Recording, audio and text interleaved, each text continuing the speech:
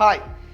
SSCയുടെ CGL, CHSL, CPO പോലെയുള്ള എക്സാംസിൽ പതിവായിട്ട് കണ്ടുവരുന്നതാണ് ഇംഗ്ലീഷിലെ ഡയറക്റ്റ് ഇൻഡയറക്റ്റ് സ്പീച്ച് റിലേറ്റഡ് ആയിട്ടുള്ള ക്വസ്റ്റ്യൻസ്. അപ്പോൾ അത്തരത്തിലുള്ള ഒരു ചോദ്യം വളരെ എളുപ്പമായിട്ട് എങ്ങനെ ചെയ്യാം നമുക്ക് നോക്കാം. അപ്പോൾ ഈ ഒരു സെന്റൻസ് ആദ്യം വായിച്ചു നോക്കാം. Ankit said to Ashna, do you know that the annual meeting has been postponed.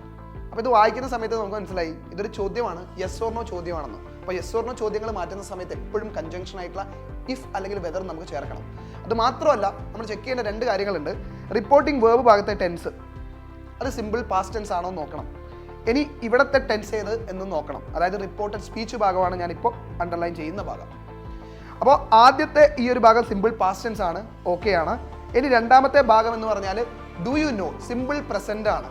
അപ്പോൾ സിമ്പിൾ പ്രസന്റിലുള്ള ഒരു സെന്റൻസ് അതെപ്പോഴും മാറ്റുന്ന സമയത്ത് ഡയറക്റ്റിൽ നിന്ന് ഇൻഡയറക്റ്റിലേക്ക് പോകുന്ന സമയത്ത് സിമ്പിൾ പാസ്റ്റിലേക്കാണ് പോവുക. അപ്പോൾ നമ്മൾ നോക്കേണ്ടത് സബ്ജക്റ്റ് കഴിഞ്ഞിട്ട് V2 വരുന്നത് എവിടെ എന്നുള്ളത് ചെക്ക് ചെയ്താൽ മതി. സബ്ജക്ട് പ്ലസ് V2 ആണല്ലോ സിമ്പിൾ പാസ്റ്റ് ടെൻസ്. അപ്പോൾ അങ്ങനെയുള്ള ഓപ്ഷൻസ് തന്നിരിക്കുന്നതിൽ ഏത് എന്ന് ചെക്ക് ചെയ്താൽ തന്നെ ഉത്തരത്തിലേക്ക് അനായാസം എത്തിപ്പെടാൻ പറ്റും. അപ്പോൾ നോക്കാം. Ankit asked Ashna do you know, still do you know തന്നെയാണുള്ളത്.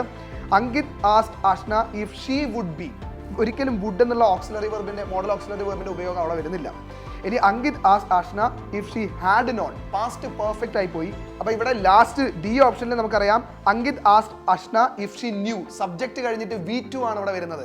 So that is our answer. അപ്പോൾ ഇങ്ങനെ പെട്ടെന്ന് ചോദ്യം സോൾവ് ചെയ്യുന്നതിലൂടെ CGL, CPO, CHSL പരീക്ഷകളിൽ നമുക്ക് വളരെ അനായാസം മാർക്സ് സ്കോർ ചെയ്യാൻ പറ്റുമെന്നുള്ളതാണ് പ്രത്യേകത. അതിനായി നിങ്ങൾ ചെയ്യേണ്ടത് ഉടനടി ഞങ്ങളുടെ കോഴ്സിൽ ജോയിൻ ചെയ്യുക എന്നുള്ളതാണ്. Please do join the course.